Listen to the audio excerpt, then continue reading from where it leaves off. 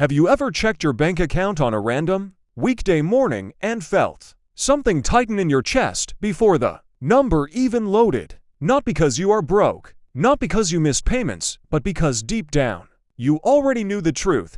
The number would never feel like enough. Even though you are doing everything right, you got the degree, you got the job, you got the promotions, you got the raises, but somehow, life still feels like it is one step ahead of you, no matter how fast you run.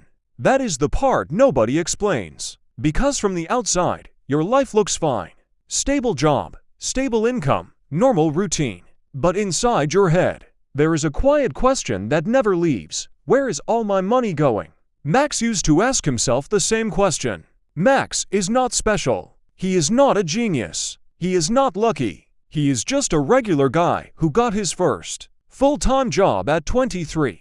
A basic corporate role in a basic company. Nothing impressive. But to him, it felt like everything had finally started. For the first time in his life, money was coming in consistently. Every 2 weeks, direct deposit, real income. And that is where the story quietly begins. Because the first paycheck does not feel like money. It feels like freedom. It feels like reward. Like all the struggle finally meant something. And that feeling is dangerous. Because the moment Max got comfortable, his life started changing. Slowly, silently, without any warning. First it was the apartment. Just something a little better, he told himself. A cleaner building, a safer neighborhood, a slightly higher rent. Nothing crazy, just reasonable. Then came the furniture. Because the old stuff didn't match the new life. Then came food choices. Better groceries, more ordering out, less budgeting. Then came the car upgrade. Not a luxury car, just reliable. Something newer. Something that wouldn't break down. And every step made sense individually, logically, responsibly. That's the trap. It never looks like a mistake. It looks like progress. And Max didn't notice anything wrong because his income was also going up. Small raise here, bonus there, a promotion after a year. So in his mind, everything balanced out. Spend a little more, earn a little more, life continues. And that system has a name: lifestyle inflation, the silent killer of wealth. Because it doesn't reduce your income. It consumes your increases and leaves you exactly where you started. Maybe even worse. Max didn't realize it yet, but he was already inside it, fully and completely. Until one day, he did something different. Something small, something boring, something most people would ignore. And that one decision changed everything. Max didn't wake up one day and decide to change his life. That's not how it happens. Real change is never dramatic at the start. It's quiet, almost boring. It was a normal Tuesday morning when Max logged into his employee portal. He wasn't trying to become rich. He wasn't reading finance blogs. He wasn't chasing anything. He was just clicking through benefits forms he had ignored since joining the company. That's when he saw something he had overlooked before. A small section labeled Retirement Contributions. There it was, the 401k plan. And below it, a line most people never really pay attention to. Company match, up to 4%. Max paused for a second. 4%, dollar for dollar, free money. It wasn't exciting. It wasn't flashy. But something about it felt different this time. Because for the first time, he didn't just see the present. He saw the future. And more importantly, he saw the version of himself who would regret ignoring this. So he clicked enroll. 4%, nothing extreme.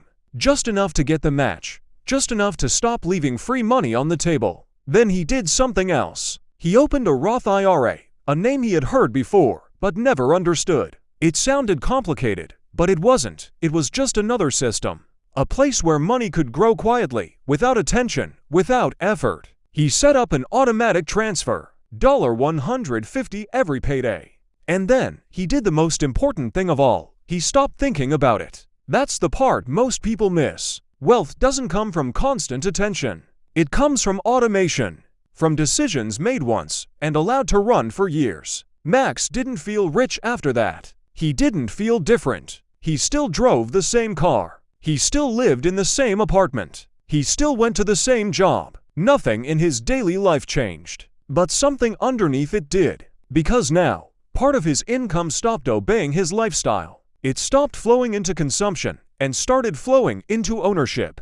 Because around the same time Max made this decision, someone else made a different one. Let's call him Ethan. Ethan also got the same job, same salary, same office, same opportunities. But when Ethan got his first raise, he didn't think about retirement accounts. He didn't think about investing. He thought about upgrade, new truck, better apartment, more comfort, more status. And it felt justified because he earned it. That's what everyone says. You worked hard. You deserve it. So Ethan upgraded his life every time his income increased. Max increased his future. Ethan increased his present. Both felt good, but only one of them was building something that would last. At first, the difference was invisible. Both were working, both were earning, both were spending. Life looked normal for both of them.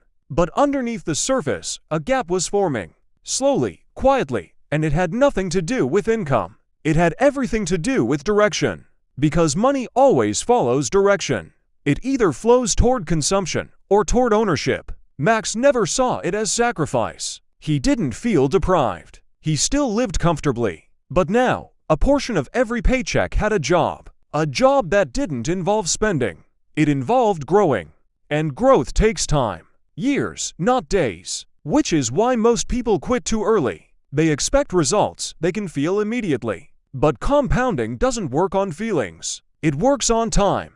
And time started working for Max the moment he made that decision. While Ethan's life became more expensive with every raise, Max's life stayed stable. Not because he earned less, but because he chose not to inflate his lifestyle. And slowly, without either of them noticing, their financial paths started separating. Not loudly, not visibly, but permanently. By the time Max had been at his job for a few years, life felt normal again. And that's exactly why most people never notice change happening. Because real change doesn't feel like change while it's happening. It feels like routine. Max still woke up at the same time, still went to the same office, still did the same work, still lived a life that, from the outside, looked completely ordinary. But underneath that ordinary life, something very unusual was happening. His money had started working without him. Not in a dramatic way, not in a life-changing overnight success story. In a slow, almost invisible way. Automatically, every 2 weeks. Without emotion. Without decision fatigue. Just execution. And the Roth IRA, still running. $150 every payday, like clockwork. No interruption, no hesitation. And while Max wasn't paying attention, those small decisions started stacking. Month after month, year after year. At first, the growth was small, almost meaningless. A few dollars, then a few hundred. Then something strange started happening. The returns started generating their own returns. Compounding, the most boring word in finance and the most powerful force in wealth. Because compounding doesn't look impressive in the beginning. It looks slow, even disappointing. Max would check his account sometimes and think, this isn't much. And he would be right, at least at first. But compounding doesn't reward early attention. It rewards patience and time. Meanwhile, Ethan's life was moving in a different direction. Ethan's raises were real. His income was increasing. But every increase had a destination. New apartment, higher rent, new truck payment, better lifestyle, more subscriptions, more convenience, more monthly obligations. And slowly, without realizing it, Ethan's freedom was shrinking. Because every new expense created pressure. Pressure to maintain income. Pressure to stay employed. Pressure to never fall behind. Max had pressure too, but a different kind. His pressure was temporary discomfort. Ethan's pressure was structural dependency. That difference doesn't show up in monthly salary. It shows up in risk. Then came the moment neither of them expected. A company-wide announcement, restructuring, budget cuts. Nothing personal, just numbers on a spreadsheet. And just like that, both Max and Ethan found themselves in the same situation. No job, no certainty, no control over timing. But what they had in their bank accounts was very different. Ethan had a problem immediately. 3 major obligations didn't stop: rent, car payment, credit card bills. His lifestyle didn't pause, but his income did. So he did what most people do. He panicked. Applied everywhere. Accepted the first offer he could get. Even if it paid less. Even if it wasn't ideal. Because he didn't have time to wait. Because desperation forces decisions, and options create better decisions. Max still applied for jobs, but without pressure, without urgency. And over the next months, something became obvious. Max wasn't rich, but he wasn't trapped either. Because while he was sleeping, his investments were still quietly growing. Not enough to replace income, but enough to create space. And in financial life, space is everything. Space to choose, space to refuse, space to wait. Eventually, Max accepted a new role, better than before. Not because he settled, but because he didn't have to rush. Meanwhile, Ethan returned to work faster, but with less leverage than before. Same cycle, same pressure, same lifestyle commitments waiting for every paycheck. And here's the part nobody notices in real time. Max didn't feel like he won. Ethan didn't feel like he lost. Life looked almost identical on the surface, but the foundation underneath each of them had changed. One had built optionality. The other had built obligations. And obligations always win over time, because they don't wait. They demand. Max thought the lesson was already over. He thought the story was about investing early, about avoiding lifestyle inflation, about being smart with money. But he was wrong, because the real test of wealth doesn't come during good times. It comes when everything breaks at once. A few months into his new job, Max stopped checking his investment account often. Not because he stopped caring, but because life moved on. Work was stable again, routine returned, paychecks came in, bills went out. Everything felt normal. And that's the most dangerous moment in personal finance. When things feel normal again, people stop doing the things that quietly built their stability. But Max didn't stop. His system was already running. 401k contributions continued. Roth IRA transfers continued. Index fund growth continued. Silently, without attention, without effort. And something started to shift. At first, he didn't notice it. But one evening, curiosity made him open his account. Just to look. Nothing special. No reason.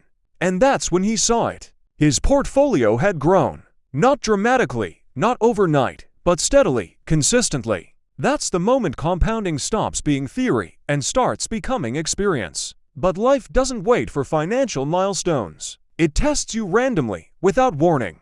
A few months later, Max got a call. It was his mother. Her voice wasn't normal. Something was wrong. His father had been hospitalized. Nothing planned, nothing expected. Just one of those moments life delivers without permission. Max didn't think. He just acted. He booked the earliest flight. Not the cheapest, not the optimized one, the fastest. He packed a bag, left within hours. And for the first time in years, he didn't check his bank account before making a decision. Not once, because he didn't need to. When he arrived at the hospital, the days blurred together. Waiting rooms, doctors, updates that changed every few hours. Uncertainty sitting in the air like weight. And in those moments, money becomes very simple. You don't think about growth rates. You don't think about percentages. You don't think about investing strategies. You think about time, presence, people. Max stayed there for days. And through all of it, something quietly supported him in the background. The system he built years ago. The automated contributions, the accumulated savings. The investment account that kept growing while he wasn't looking. It didn't solve the emotional part. Nothing does. But it solved everything else. Flights were not a problem. Hotels were not a problem. Bills at home were not a problem. Time off was not a crisis. And that's when Max understood something deeply. Wealth isn't about luxury. It's about stability under pressure. It's about options when life gets unpredictable. It's about not needing permission to show up where you're needed most. A few weeks later, things stabilized. His father recovered. Life slowly returned to normal. But Max wasn't the same anymore, because he now understood the real result of all those boring decisions. The 401k he almost ignored. The Roth IRA he set up in 15 minutes. The lifestyle choices nobody noticed. They weren't building a number. They were building freedom.